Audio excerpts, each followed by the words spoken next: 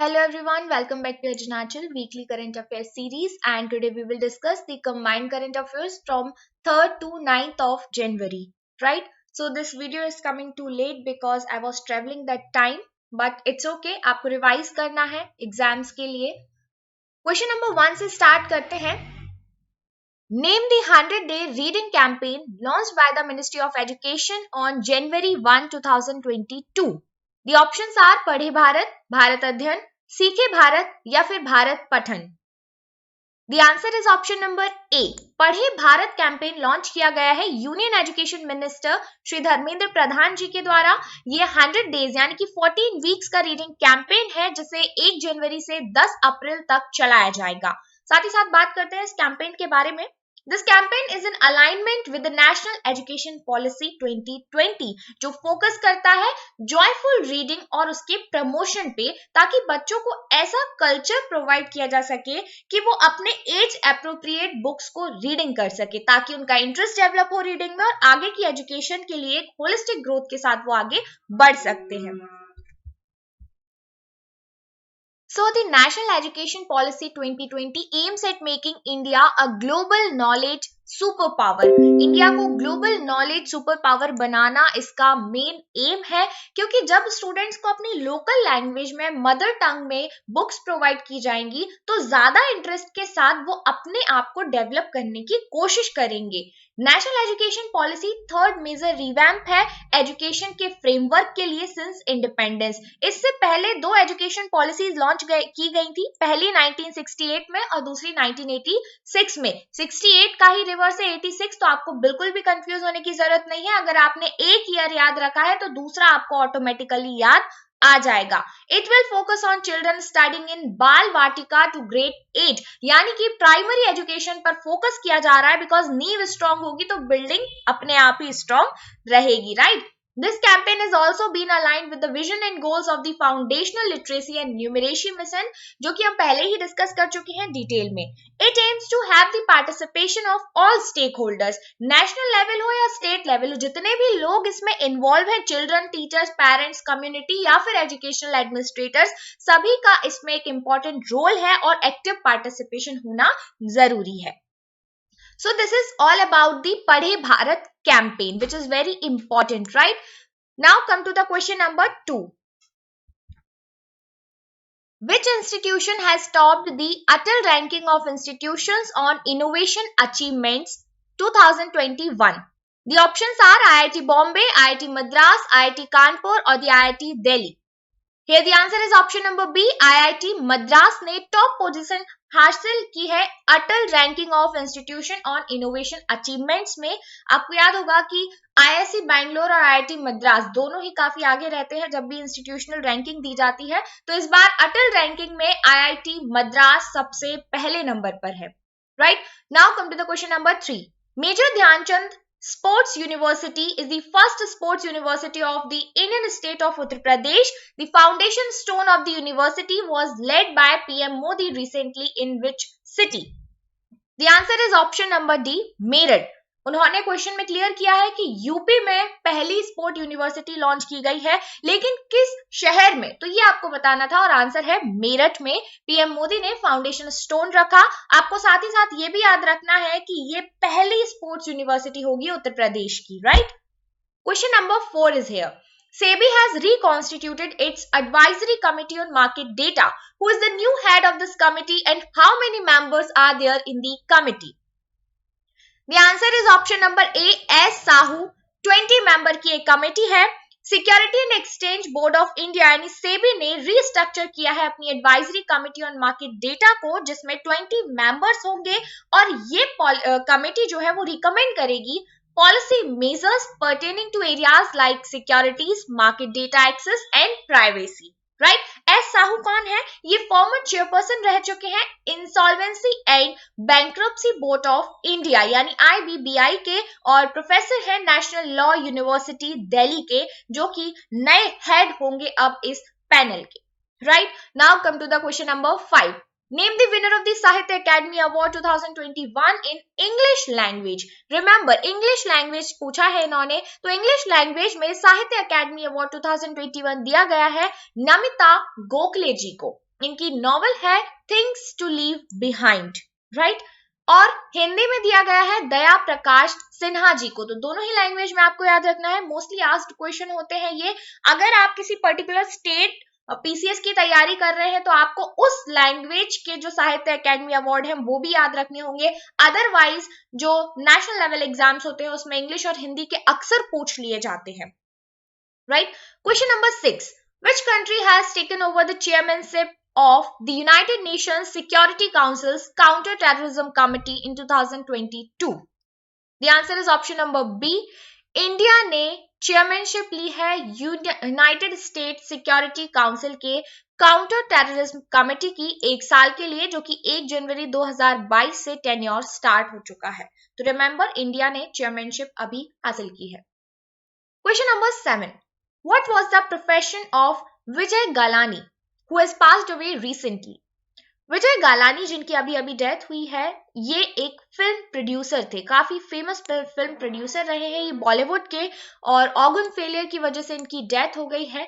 Late 50s में इन्हें blood cancer था और लंदन में इनका ट्रीटमेंट चल रहा था।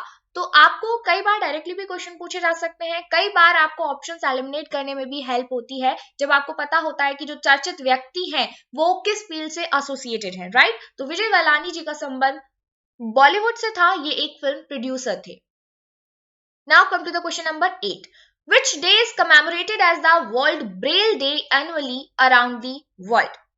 World Braille day Louis Braille की एनिवर्सरी के रूप में ऑब्जर्व किया जाता है, बर्थ एनिवर्सरी के रूप में 4 जनवरी को। रिमेंबर, 4 जनवरी को लुई ब्रेल ने ब्रेल लिपि को बनाया था, जो कि ब्लाइंड पीपल होते हैं वो अपनी फिंगर्स को टच करके जो राइटिंग होती है उसे पहचान सकते हैं, जो लिखी हुई चीजें हैं वो पहचान सकते हैं, क्योंकि उसमें उभरे हुए अक्षर बने होते हैं, जो पॉइंट होते हैं वो बने होते हैं, और वो पॉइंट्स का शेप और नंबर को टच करके पहचान लेते हैं कि क्या लिखा हुआ है, राइट। तो ये बहुत ही बड़ा इनोवेशन था ऐसे लोगों की लाइफ को रोशनी देने के लिए जो कि नहीं देख सकते, राइट। अब वो पढ़ लिख सकते हैं ब्रेल लिपि की मदद से। Now question number 9. Name the winner of the Reading Award for the Journalist of the Year 2020. The answer is option number A. Danish Siddiqui, जो कि कुछ दिन पहले चर्चा में थे। ये एक फोटो जर्नलिस्ट थे जो जुलाई 2021 में किल कर दिया गया था इन्हें, जब ये रिपोर्टिंग करने गए थे अफगान ट्रूप्स और तालिबान के बीच में जो फाइट चल रही थी उसकी रिपोर्टिंग में गए थे, और एक क्लैश में इन्हें गोली मार दी गई थी। तो उनके साहस भरे काम के लिए उन्हें prestigious Redink award for journalist of the year 2022 से सम्मानित किया गया है, और यह अवार्ड पोस्टमसली दिया गया है। उनकी वाइफ फ्रेडरिक सिद्दीकी ने इसे रिसीव किया। Now let's move to the question number 10. Sushmita Dev was in news recently for being the only female representative in the Parliamentary Standing Committee constituted to examine the Prohibition of Child Marriage Bill 2021, which seeks to raise the legal marriage age of female to 21 years. What is the total number of members in this committee? काफी complex question है, बहुत सारी चीजें question में ही clear की गई है। सुष्मिता देव सिंह, जो कि ओनली फीमेल रिप्रेजेंटेटिव है पार्लियामेंट्री स्टैंडिंग कमेटी की, और उस कमेटी का नाम है prohibition of child marriage bill 2021। क्या कहता है ये बिल? ये बिल कहता है कि फीमेल की मैरिज एज जो कि 18 इयर्स हुआ करती थी, अब उसे बढ़ा के 21 साल कर देनी चाहिए। और इस कमेटी में टोटल कितने मेंबर्स है ये पूछा गया है, तो हमारा आंसर है ऑप्शन नंबर ए, 31 मेंबर्स है टोटल इस कमेटी में, जिसमें से टीएमसी एमपी सुष्मिता देव ये सोल वुमेन रिप्रेजेंटेटिव हैं कमेटी की। Now come to the question number 11. Who has been appointed as the new chairman and chief executive officer of the railway board? Railway board के chief executive officer अभी नियुक्त किए गए हैं Vinay Kumar Tripathi ji, right. So remember this thing, CEO और chairman होंगे ये railway board के, जो कि मिनिस्ट्री ऑफ रेलवेज के अंदर आता है। नाम है विनय कुमार त्रिपाठी जी। Question number 12. Name the world's first company which has recently hit 3 trillion market capital. None other than Apple is the answer. Apple world की पहली कंपनी है जिसने 3 ट्रिलियन मार्केट कैपिटल को रेज कर लिया है। Question number 13. Which state has bagged the Best State Award in the 3rd National Water Awards for the year 2020 by the Ministry of Jal Shakti? The answer is option number A, Uttar Pradesh. Union minister of जल शक्ति गजेंद्र सिंह शेखावत जी हैं, उन्होंने declare किए national water awards for the year 2020 जनवरी 7 को और UP को best state in water conservation award का से सम्मानित किया गया है. Question number 14. Who has been appointed as the new Secretary General of the Shanghai Cooperation Organization? The answer is option number D, Zhang Ming. Veteran Chinese diplomat Zhang Ming has taken over as the new Secretary General of the Shanghai Cooperation Organization with effect from January 1, 2022. SCO जो है वो काफी important organization है और जिसके बारे में हम काफी बार डिस्कस भी कर चुके हैं. आपको कमेंट सेक्शन में कमेंट करके बताना है कि इसका फॉर्मेशन कब हुआ था और टोटल इसमें कितने मेंबर्स हैं. ये जो आप मैप देख रहे हैं ना, इसमें डार्क कलर से जो नेशंस मार्क किए गए हैं, जैसे कि रशिया है, कजाकिस्तान है, मॉस्को, चाइना, ये सारे एससीओ के मेंबर है. साथ ही साथ इससे लाइट कलर से जो मार्क किए गए हैं, आप देख सकते हैं यहाँ पर आपको कलर और स्टेटस दिया हुआ है. तो ये है ऑब्जर्वर स्टेटस. लाइक ये जो मंगोलिया है, इंडिया है, पाकिस्तान है, तेहरान है, ये सारे ऑब्जर्वर स्टेटस वाले कंट्रीज है. डायलॉग पार्टनर्स में बेलारूस है, राइट. तो इस तरीके से ये एससीओ के कुछ मेंबर्स हैं. नाउ आपको ये चीज याद रखनी होगी कि इंडिया क्या है. इंडिया ऑब्जर्वर स्टेटस है एससीओ में, right. Now come to the question number 15. Center has approved an MOU with which country for the construction of a bridge over Mahakali River at Dharchula in Uttarakhand? The answer is option number C, Nepal. Nepal के साथ भारत ने MOU sign किया है एक bridge बनाने के लिए जो कि महाकाली रिवर पे बनाया जाएगा. महाकाली रिवर इंपॉर्टेंट इसलिए हो जाती है क्योंकि ये बॉर्डर बनाती है भारत और नेपाल के बीच में और ये जो ब्रिज है ये कनेक्ट करेगा धारचूला उत्तराखंड से धारचूला टेरिटरी नेपाल को, यानी भारत और नेपाल की कनेक्टिविटी को और ज्यादा स्ट्रेंथन करेगा ये bridge, right. Now come to the question number 16. Which state has been named as the host for the National Youth Festival 2022? The answer is option number B, Puducherry. Puducherry national youth festival 2022 को host करने वाला union territory है और ये जनवरी 12 से जनवरी 16 तक continuously चलेगा. Let's move towards the question number 17. Which among the following countries had joined